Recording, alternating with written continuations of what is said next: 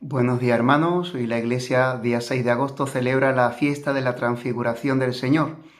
Esta fiesta tuvo su origen probablemente en la conmemoración anual de la dedicación de la basílica que se construyó sobre el monte Tabor, junto al valle de Israel, y para conmemorar un hecho milagroso de la vida de Jesús. Cuando Jesús viene de Cesarea de Filipo con sus apóstoles, habiendo Pedro confesado la fe en Jesucristo, tú eres el Hijo de Dios, el Mesías, y Jesús decirle, tú eres Pedro, sobre esta piedra edificaré mi iglesia. Después de ese acontecimiento tan fuerte, tan grande, tan significativo para Jesús y también para los apóstoles, después le anuncia por primera vez la pasión, que el Hijo del Hombre tiene que sufrir mucho, padecer por mano de los hombres, ser matado y al tercer día resucitará. Pero ellos esto no lo entienden y Pedro pues quedará desconcertado y le dirá que eso no te puede ocurrir a ti. Jesús le dirá, apártate de mí, Satanás. Bueno, pues ante estos hechos tan, digamos, milagrosos, tan de alegría y de esperanza, tú eres el Mesías, y tan de sorpresa y decepción, al Hijo del Hombre lo van a crucificar y al tercer día resucitará, y la decepción de Pedro por ser llamado por Jesús mismo Satanás, porque eres piedra de tropiezo para mí. Ante la inminencia de la pasión, dice la tradición que esta fiesta se coloca en este día 6 de agosto porque está preparando a la pasión y se prepara 40 días antes de la pasión y la pasión se celebra en el día de la exaltación de la Santa Cruz. Por tanto, tenemos como una cuarentena desde el día de hoy hasta la fiesta de la exaltación de la Santa Cruz el día 14 de septiembre. Bueno, pues en este episodio de la Transfiguración aparecerán tres personajes, digamos así, pero sobre todo dos que hacen referencia a la pasión y a la resurrección de Cristo, a lo que ha revelado Dios en la antigua alianza. Aparecerá la ley, Moisés, primer personaje, aparecerá Elías, segundo personaje, y aparecerá también la voz del Padre. No aparece evidentemente, físicamente ni corporalmente, sino su voz, indicando que Jesús es el Hijo amado al que hay que escuchar. Y esta fiesta también se colocó el día 6, dirá el Papa Calixto III en 1457, en agradecimiento por la victoria que Dios hizo al pueblo cristiano en defensa de los ataques turcos, de los otomanos, cuando iban luchando para conquistar Europa y fueron vencidos en la batalla de Belgrado. Por eso, ante esta potencia de Dios, ante esta luz que aparece en medio de la oscuridad, como tantas veces en nuestras vidas, Dios siempre aparece como luz en medio de nuestras oscuridades. La Iglesia, el Papa Calixto III, instituyó esta fiesta de la Transfiguración del Monte Tabor en el día 6 de agosto. En este relato de la Transfiguración, que hemos dicho que sigue la confesión de Cesarea de Filipo y el primer anuncio de la pasión del Señor, vemos una anticipación de lo que será la resurrección gloriosa de Cristo, porque es como si Jesucristo se quitara su apariencia de carne humana y dejara traslucir quién es en verdad como persona divina, la segunda persona, el Verbo de la Santísima Trinidad. Y viene a ayudar en la fe que van a sentir débil los apóstoles ante la inminencia y miedo que sufrirán en los momentos de la pasión. Aparece en este relato, por tanto, no un Mesías que va a ser glorioso para siempre, sino un Mesías que va a padecer. Y precisamente es inseparable este Mesías de la pasión, del que hablará San Lucas en el Evangelio de la Transfiguración, que dice que Moisés y Elías hablaban con Jesús de su éxodo, de su partida, de su salida, que iba a sufrir a través de la pasión. Por eso es muy luminoso lo que este relato quiere decirnos, no tener miedo a entrar en la pasión. Jesús mismo nos ha dicho, el que quiera venir en pos de mí, niéguese a sí mismo, cargue con su cruz cada día y sígame. ¿De qué le sirve al hombre ganar el mundo entero? Tener una vida verdaderamente iluminada según el mundo, gloriosa, de éxito, si arruina, si pierde su alma, su vida. Por tanto, en la Transfiguración vemos un adelanto ya aquí en la tierra de lo que se va a vivir a través de la pasión cuando muramos, en la eternidad de la gloria del cielo. Como dirá el prefacio, el camino de la pasión es el camino que lleva a la resurrección. Bueno, pues ¿qué vemos como un primer momento en este relato? Pues dice que Jesús lo llevó a un monte alto. No sabemos cuál monte sería, porque verdaderamente los evangelios no lo recogen. Según la tradición y ya los primeros padres de la Iglesia, San Cirilo, San Epifanio, San Jerónimo, identificaban este monte con el monte Tabor. Otros padres no lo identifican, no saben situarlo. Según la tradición, ya a partir del siglo III, siglo IV sobre todo, ya se identifica con el monte Tabor. El monte es el lugar de Dios. Hay que subir a Dios para encontrarnos con Él. Este es otro aspecto importante, que en el monte Tabor los discípulos ven el rostro de Dios, porque ha dicho Jesús a Felipe: quien me ve a mí, ha visto al Padre. Por tanto, aquí hay muchos aspectos, muchos matices, mucho contenido teológico. De hecho, esta manifestación, esta transfiguración, técnicamente o teológicamente se llama una teofanía, una manifestación, una epifanía de Dios, una manifestación de Dios a sus discípulos.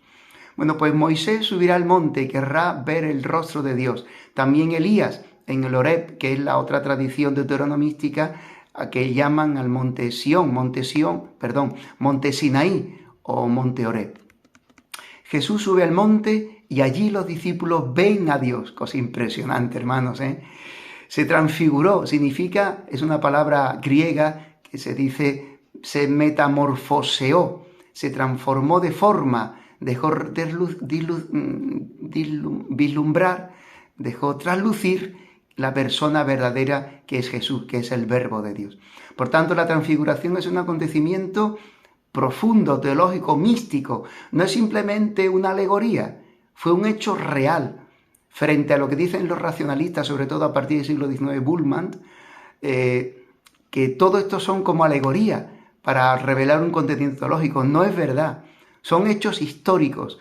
Los discípulos lo recoge una de las opciones de la primera lectura cuando San Pedro habla en su segunda carta. Dice: nosotros vimos en el monte alto a Jesús transfigurado. Jesús revela, por tanto, a Dios como Padre, como luz. Dirá San Juan: Dios es luz, en Él no hay tiniebla ninguna, no hay tiniebla alguna. Jesús dirá también: yo soy la luz del mundo. Y dirá el Salmo: tu luz, Señor, nos hace ver la luz. Qué cosa más grande, más bonita. Tu luz, Señor, nos hace ver la luz. ¿De qué hablan Elías y Moisés? Pues hablan de Cristo, que tiene que padecer. El profeta, todos los profetas, Elías, que recoge toda la tradición profética, el siervo de Yahvé, etcétera, el profeta Isaías, Jeremías, que fue un siervo sufriente.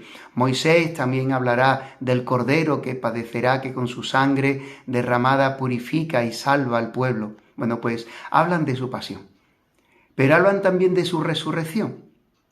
Por eso, en la montaña, con Jesús, Moisés puede ver lo que no pudo ver en el Sinaí, al Dios de la gloria.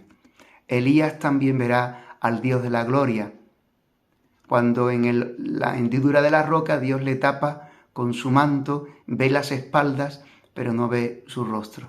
Por tanto, junto a Moisés y Elías está la voz de Dios en la revelación, en la Torá, y está la voz de Dios en los profetas. Juan Bautista también, como último de los profetas y como nuevo Elías, hablará de Jesús como el Mesías que tenía que venir. En cuanto a la presencia de Elías y Moisés, es cierto que Jesús debe revelarse a los discípulos, pero también tendrá que revelarse con su rostro más humano. Es el rostro del siervo que va a padecer. Aparece también en esta transfiguración una imagen de la presencia de Dios, que es la nube. También en el Éxodo se tiene el pueblo de Israel la experiencia del Dios que los acompaña a través de la nube. Era guiado el pueblo de día por una nube que los cubría. Es la presencia, la Shekinah de Dios, que habla también de la presencia de Dios en el tabernáculo que los acompaña. Dios, a través de la nube, hace presente su caminar en medio del pueblo y de alguna manera ya mete al pueblo en la presencia de Dios, en la intimidad de Dios. Ellos aprenderán a vivir con la presencia de Dios, que será anticipo de lo que dirá Jesús después en el Evangelio de San Juan. Aprender a vivir como verdaderos adoradores en la presencia de Dios, adorándolo en espíritu y en verdad. ¿Pero qué sale de esta nube? Pues sale Dios, diríamos el tercer personaje. Sale Dios hablando al pueblo. ¿Y qué le dice al pueblo en la persona de los discípulos? Santiago, Pedro y Juan. Escuchadlo. Este es mi Hijo amado, escuchadlo. Es la misma voz que se escucha en el bautismo. Este es mi Hijo, el predilecto, en quien tengo mi complacencia. Por tanto, escuchadlo.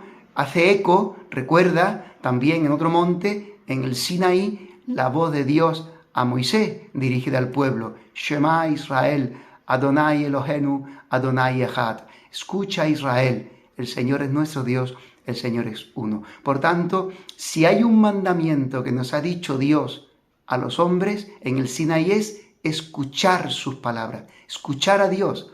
Y a Dios se le escucha en Jesucristo. Quien me escucha a mí, escucha al Padre, dice Jesús. Y finalmente, hermanos, vemos esta como sorpresa y este como encantamiento que tiene Pedro ante esta sublimidad de lo que ha visto en la nube. Pedro pide quedarse allí. Qué bueno es estarnos aquí, Señor. Pero dirá, no sabía, dice el Evangelio, los evangelistas, no sabía lo que decía. ¿Por qué? Pues porque ante la grandeza de Dios, nuestra vida se trasciende, nuestra vida se engrandece, que es lo que estamos llamados a vivir con Dios en la visión beatífica que se llama, en la visión beatífica que contemplaremos, si Dios quiere, si vamos al cielo, Dios quiera que vayamos al cielo, contemplaremos su gloria y su rostro. Es lo que dice el Salmo 26. Oigo en mi corazón, hay una voz dentro del corazón de todo hombre que dice, buscad mi rostro, y dice el salmista, tu rostro buscaré, Señor, no me escondas tu rostro. Este es el deseo profundo que tiene todo hombre, que tenemos todo hombre. Por eso Pedro decía y exclamaba con esa admiración, Señor, qué bueno es estarnos aquí. Son los momentos grandes de belleza, de amor, que vivimos los hombres, en definitiva, de presencia de Dios. Pero eso tiene un riesgo. Querer vivir de esas experiencias y no querer vivir la realidad que cada día Dios nos pone en la historia. Y en la historia, hermanos, no se puede seguir a Dios, no se puede seguir a Jesucristo, si no es con la cruz. Coge tu cruz cada día y sígame. Por eso el Señor les dice, bajad de la montaña. Ellos bajaron de la montaña, dice, sin decirle a nadie lo que habéis visto.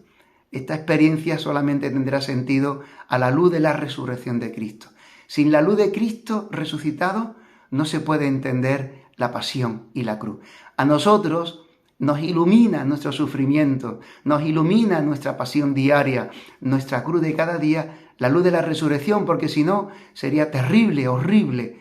Eso es lo que tantos hombres viven desgraciadamente, porque no conocen a Jesucristo. Cuando aparece en su vida la soledad, la enfermedad, la pasión, el fracaso. Sin Jesucristo es horrible, es el infierno. Pero Cristo, resucitado, ha transformado la muerte y el infierno en vida, en presencia suya. Por eso, hermanos, qué cosa más grande lo que podemos celebrar en esta fiesta. Que el Señor nos ayude a contemplar en este día su rostro, cuando proclamemos, cuando leamos, cuando recemos con este Evangelio, para que podamos ya desear contemplarlo gloriosamente y por toda la eternidad en el cielo. ¡Feliz día de la transfiguración del Señor, hermanos!